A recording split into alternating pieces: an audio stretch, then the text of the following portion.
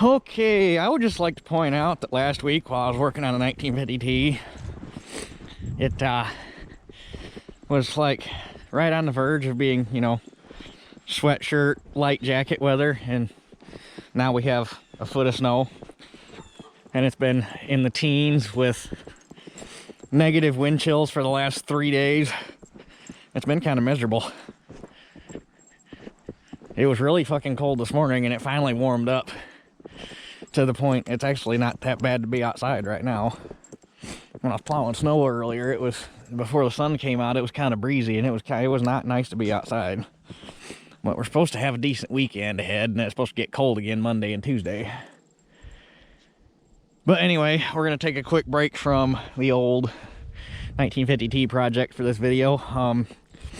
Trying to solve my barn fiasco we got going on here. I got my first quote back from a builder, and for a 40 by 60, 12-inch overhangs, no windows, no insulation, a 20-foot slider in either end, and one service door. No wainscoting, no nothing. One color, one sheet of steel all the way down, one color roof, nothing fancy. The only the only real option on it is a 12-inch overhang. If I really wanted to save a little bit of money, I would get rid of the overhangs, but that's a terrible idea for a barn. So, a plain Jane 4 walls and a roof 40 by 60 barn. First guy came back at $57,000, which I thought was kind of excessive. But I got 3 other quotes I'm supposed to be getting back here, hopefully within the next week. I really hope within the next week, and I'm hoping at least one of them comes in lower than that. But after I got that, I was like, well, shit. The guy that owns the property where we've been using the barn we have now, offered that property to Dad with the 2 buildings on it, and there's 5.6 or 5.8 acres. It's not quite 6 acres there, and in about 1.5 acres of it's woods.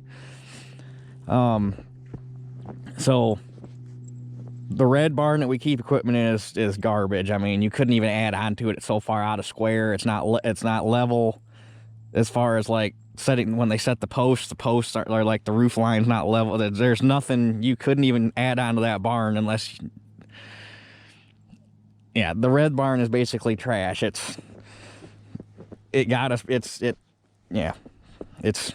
is what it is. The gray barn that's there is actually a nice barn. It's got concrete in it.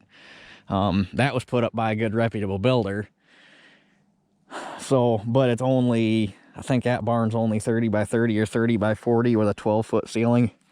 So, I mean, we could fit like the grain trucks and stuff in there. But anyway, he offered that property to Dad a few years ago for $85,000. I was like, well, shit. As much as I don't want to borrow money, if I could borrow another $20,000 more and have, 6 acres of property with 2 barns. So I called him the other night to see what he had in mind for price. He's like, well, I had it reappraised when I was talking to the realtor, and it came back at $110,000. I was like, no. That's not for no 6 acres. No way. I mean, if that red barn was a nice barn and it wasn't right on the freaking highway, and I'm trying to figure out how the hell it ever appraised that high, because that property it's narrow and it's long. And the reason it's narrow is because you're landlocked. It's got about 250 to 300 foot between the highway and Amtrak. So you're literally deadlocked in between the highway and a set of railroad tracks, a busy railroad tracks.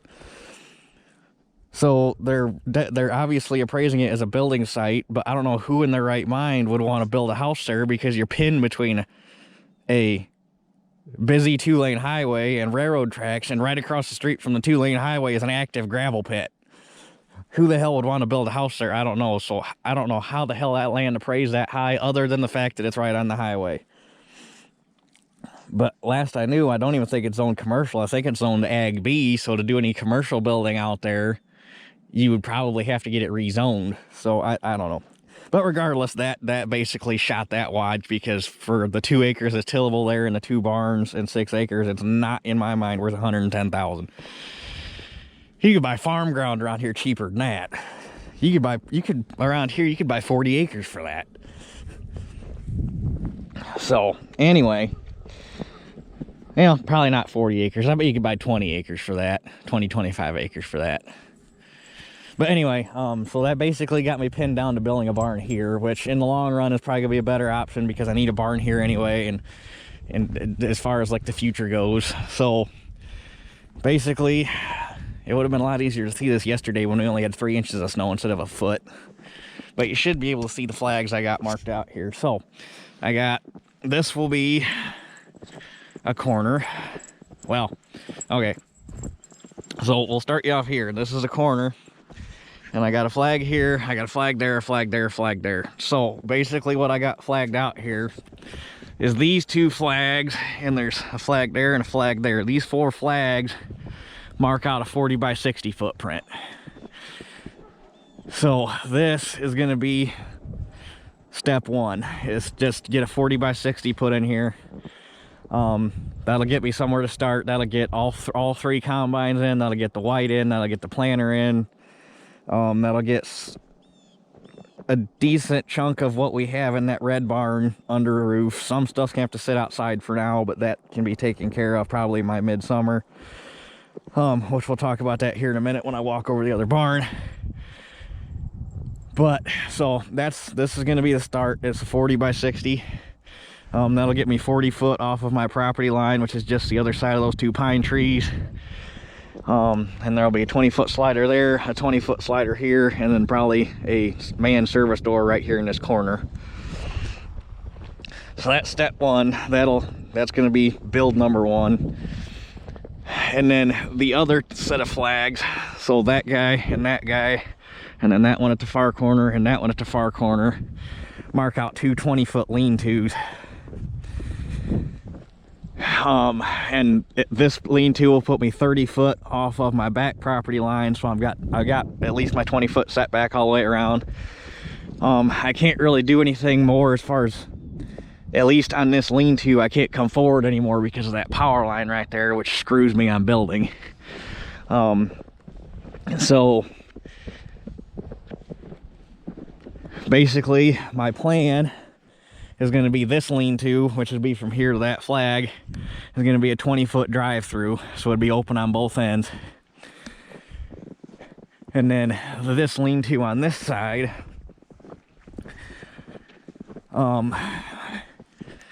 that one, we should be able to start the roof of that lean-to at the roof line and just follow it on down for that lean-to.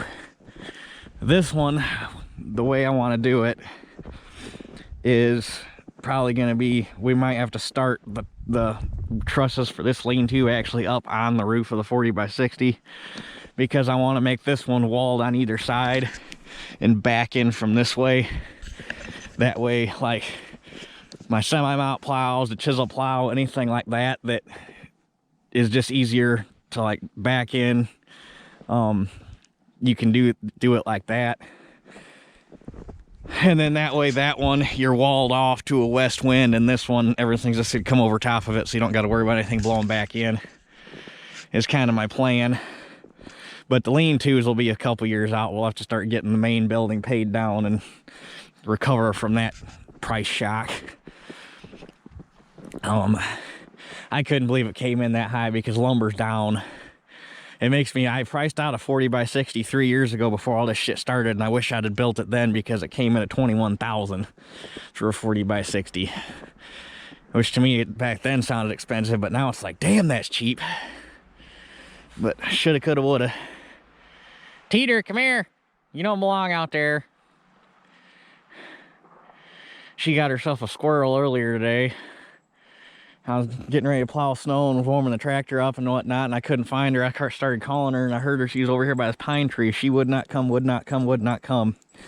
And I kept hearing this screeching. Sounded like a baby bawling its eyes out. And I went over there. She had a squirrel tackled down in the snow, had a tail all tore up. And I tried saving it.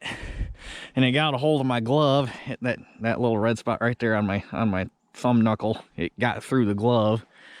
Damn, squirrels hurt when they bite, I tell you what. But that thing latched onto my glove, and its tail fell out of my glove, and I'm trying to keep Teeter from jumping on me because she wants this damn squirrel, and she got a hold of its tail, and this thing is latched onto my glove, and I can't get my glove off, so her and I are tugging on this poor squirrel. I'm scared we're gonna rip it in half. Finally, I get her to let go of it. Oh, it was a fiasco. So anyway, obviously that's a low spot down there, but it's the flattest spot I have to build on that gets me clear of this power line fiasco. I wish they'd have went like from that pole straight back, followed the property line, but anyway. So I actually looked into having to move that, but it's $8 grand a pole minimum. That's a little excessive because they'd have to set probably at least 3 poles to get back to that pole. So that'd be pretty salty.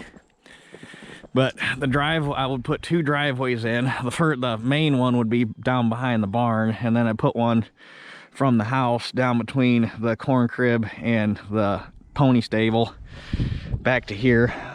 But to get some of the fill, there's a knob right here that we should be able to cut down because it's going to be too steep going down anyway for this driveway. So we should be able to get a big chunk of fill cut out of here to push back in there to get a grade set, and then they can bring the rest up with sand. As much as I don't want to, probably gonna end up cutting this pecan tree down because it's starting to really sketch me out because it's rotting down here through the center. And one of these days that thing's gonna decide to go both ways, and it's gonna smash the corn crib and come down on the power lines and all sorts of fun stuff. So that tree, and at the very least, is probably going to have to go. This tree and that tree are both pecan trees, and you got to have 2 of them to make nuts. So it might end up that both of them end up coming down. But I might be able to get a little bit of money out of them because when I had a log broker come out and mark all my trees, he said if I ever cut these trees down, let him know, because he wanted to saw them up for making furniture. Because apparently pecan makes furniture. I don't know. Not my deal, but if he wants them, I'll buck them up for logs and he can come get them and give me money for them anyway. So that's the plan for that.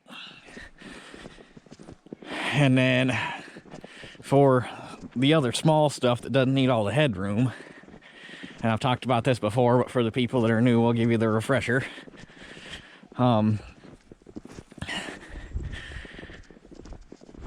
gonna set the camera down and put my gloves on here for a minute. It's still a little chilly. I need to rebuild this door at some point too. All right, let me get in here real quick and let me get some gloves on. Oh, global warming can kick in any time.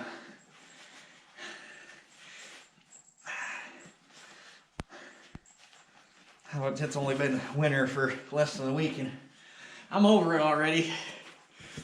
So,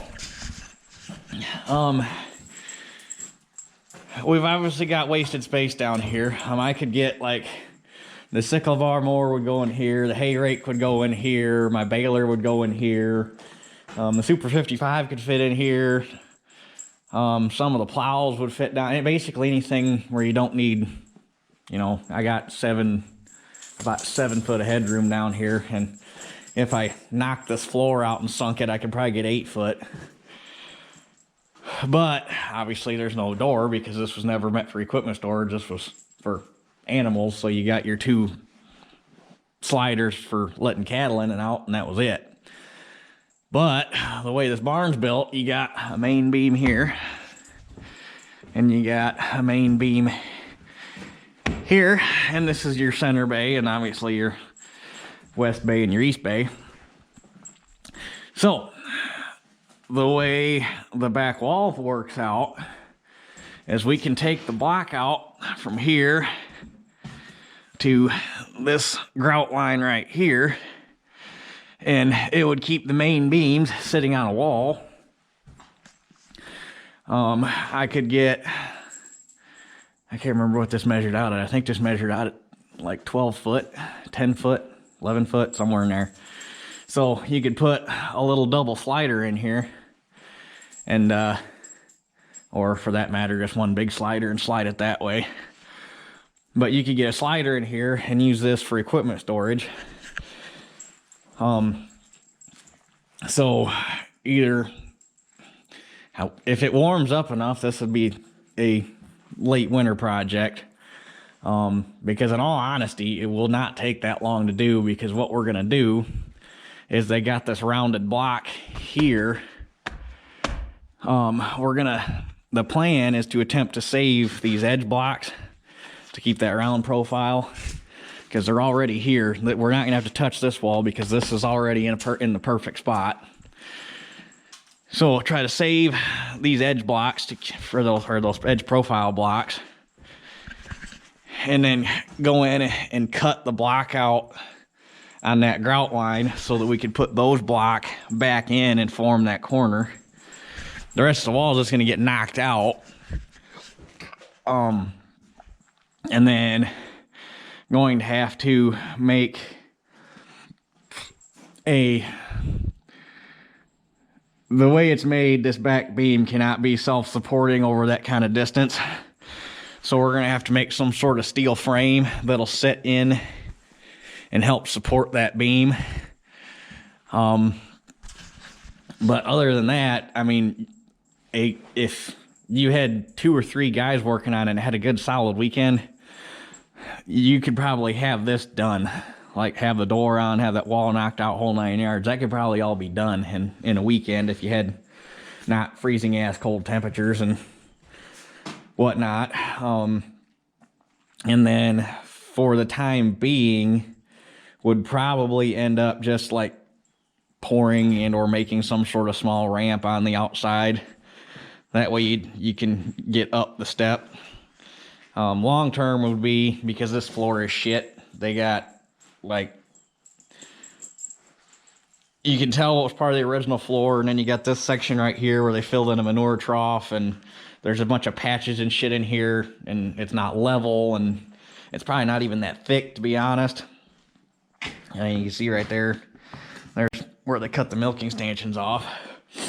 But it should, like I say, should be able to knock this floor out and drop it about a foot and re-pour a new floor to get more headroom. But that'll be a later project, because last I knew concrete was about 160 to 170 bucks a yard.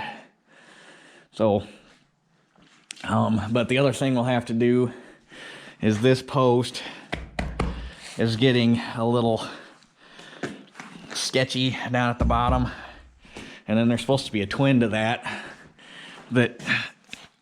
dovetailed in right here that they obviously took out at some point for some reason, probably because it rotted off. So what we're gonna have to do to replace these, I'm gonna replace them with probably I-beam or box tube, whatever I can find for a reasonable amount of money, and then go in and saw out around and get a square laid out where we can pour a concrete pillar, and then take that, or for a footer, and then put flanges on both ends of whatever I end up using for a new post, and end up probably put a wide flange and gusset it up on top, and then just a square plate at the bottom, and end up lagging it into the main beam here and bolting it down on top of that footer, and do one here to replace this wood post, and then come in and gonna have to put a plumb bob in here and find the center of this hole, and come in and do the same thing, cut out a big square, and probably stick plywood or something in there to form it. That way when we knock out the concrete around it, you end up with a nice, nice looking formed pillar, because the floor, it'll obviously end up being at what is current floor level, or whatever we got to do, because Lord knows the floor could be 4 inches higher over here than it is over there. Lord only knows. So basically however high we got to make them to get them top, or you get them even to the top where they sit right now and not be below concrete level, because you don't want them sitting full of water or anything like that. And then when we pour the new floor, you'll obviously be down 12 inches from the top, so you want a nice reinforced and good looking footer for that post to sit on. And then we can get rid of that jack post and that jack post, and you'll have plenty of room. So, but like that, anything that's small could go in here.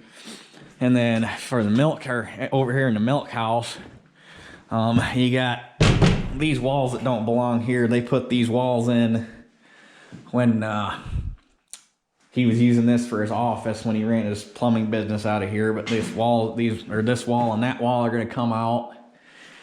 And I want to put shelving in here and use this for like a part storage area for the time being. And I need to remake that door too. This door is actually supposed to be wider, I do believe. I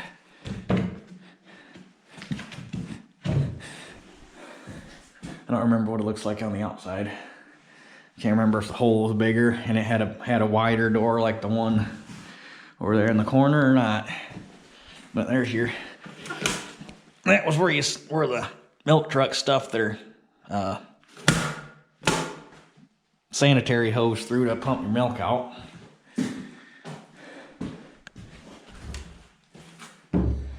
So yeah, that's where we're at.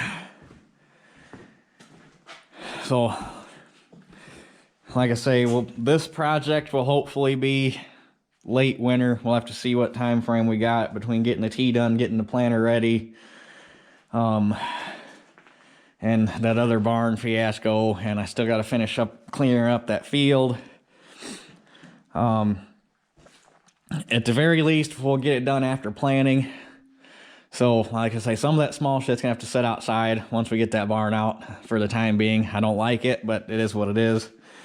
And then once we get the other barn up, between that and between the storage space I got down here, because this is a 30 by 40, everything should be back under a roof. So, hopefully. Because the barn I put up there, I do believe will actually be just a shade bit bigger. Because I don't think that red barn that we use now is actually a full 40 by 60. I don't think. We've never measured it, but I don't think it's 60 long. I think it might be 40 wide, but I don't think it's a full 60 long.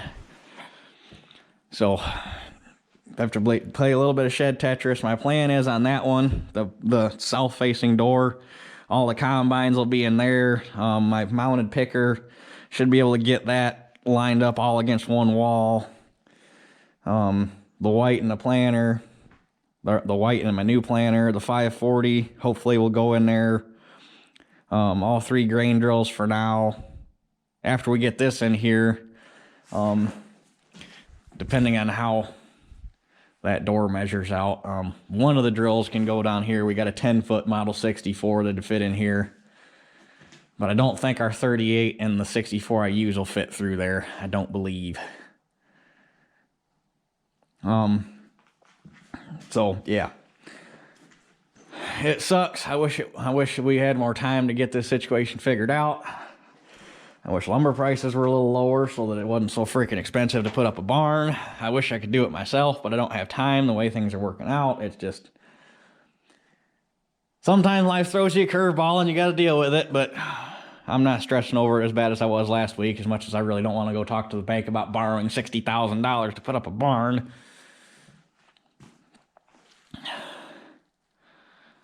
So, anyhow, the other thing we'll have to do is, like that bench back there, you have to get cut up and get out of here. I want to keep that one because that's actually a nice bench. That one is. And so is actually that one. Those are actually nice heavy benches, but I have to figure something out to. And then there's that steel bench. It's not like a super duper heavy duty workbench, but that's a nice bench. I don't know, so much shit.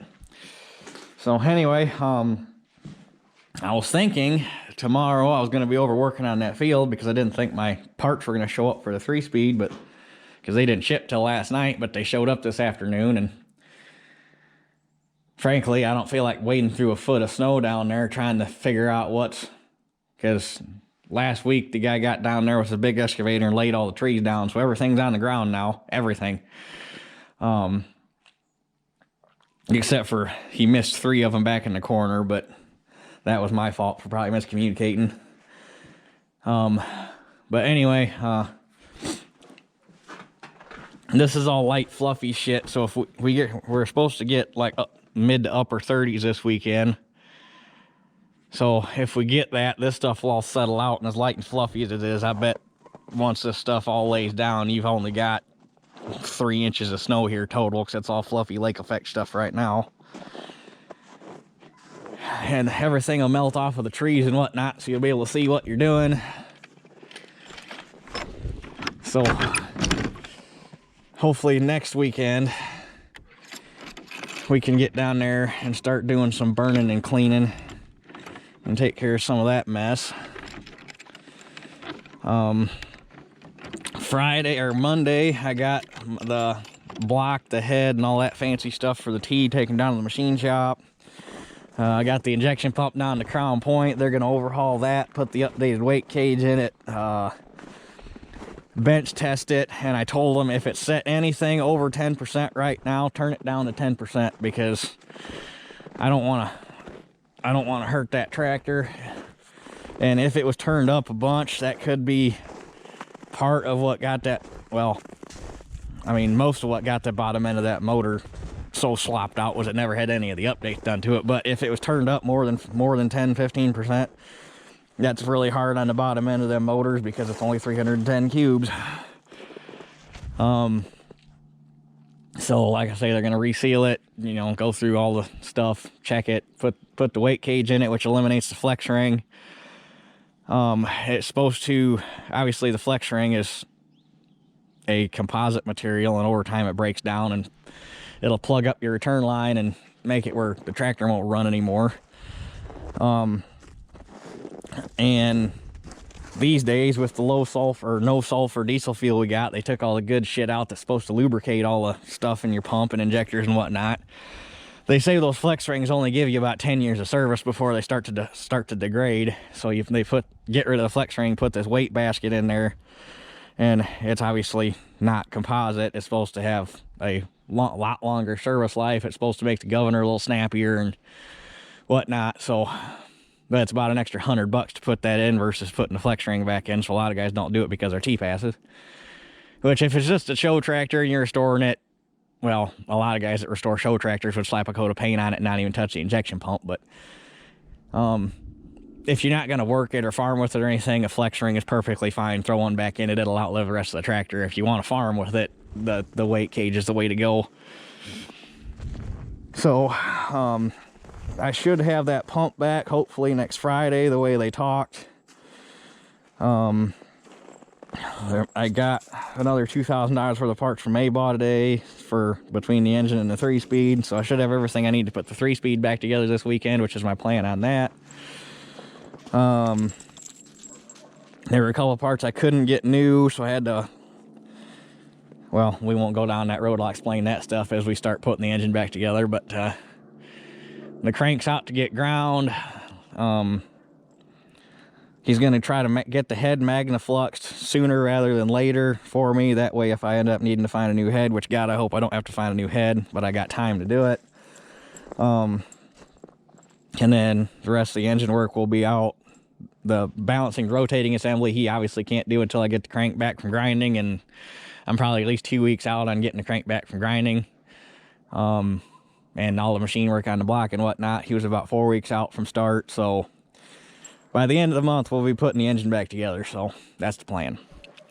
But anyway, this is just a little update on the barn situation. Some people said they were interested in how all this is going to turn out, so a bunch of people recommended a hoop barn. I do not want to go down the hoop barn path. They are, in my opinion, they are an eyesore. I do not like them.